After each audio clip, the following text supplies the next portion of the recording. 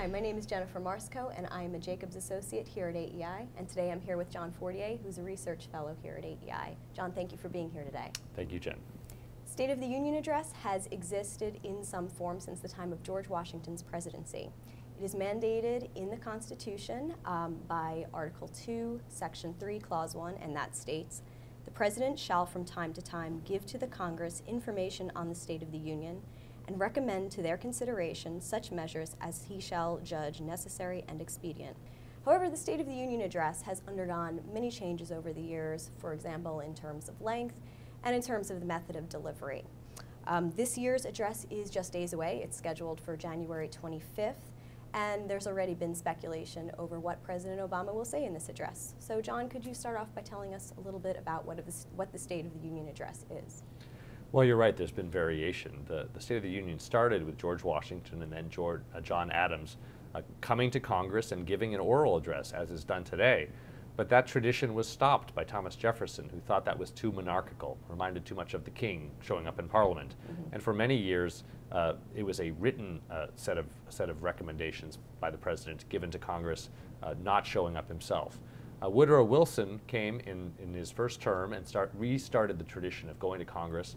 There was a small break in the later years, but then since FDR, essentially every president goes sometime in January to the Congress to address both the House and the Senate with the State of the Union message.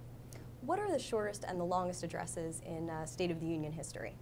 Well, President Clinton has the record for both the longest average, which was over an hour, and the longest individual speech given to Congress, and that's about an hour and 20 minutes or so. Richard Nixon had one under 30 minutes, and several of the presidents around him, Carter and Ford, also had relatively short addresses. So it ranges from about 30 minutes to almost an hour and a half. It's really amazing how big the range is. Just for some comparison, President Obama's address from last year was about an hour and 9 minutes, which was the longest one since President Clinton's in 2000. But let's finish up by looking ahead to this year's State of the Union address.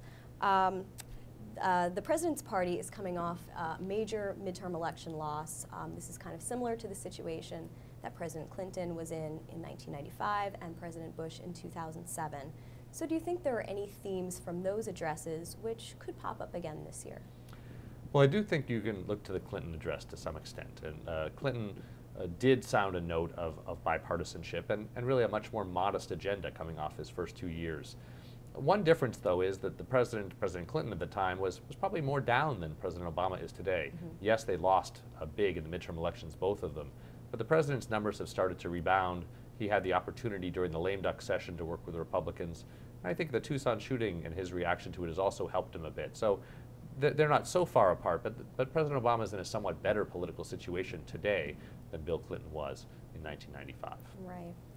For more information on similar political topics, please check out our newest issue of our public opinion newsletter, Political Report, at www.aei.org.